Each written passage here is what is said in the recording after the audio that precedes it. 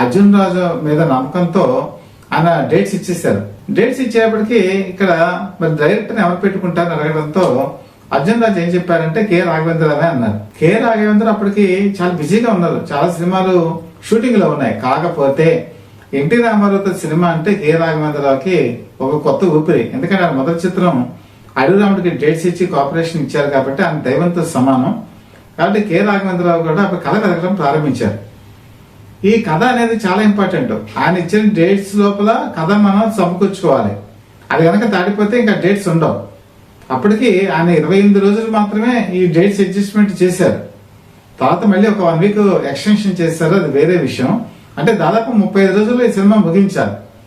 అయితే దైవ మగన్ అని చెప్పేసి ఈ తమిళ మూవీ చూశారు. దైవ మగన్ తర్వాత కాలంలో కోటీశ్వరుడు అని చెప్పి తెలుగులో డబ్ చేయడం కూడా జరిగింది. దాన్నే కృష్ణ రక్త సంబంధాలు అని చెప్పి తీశారు.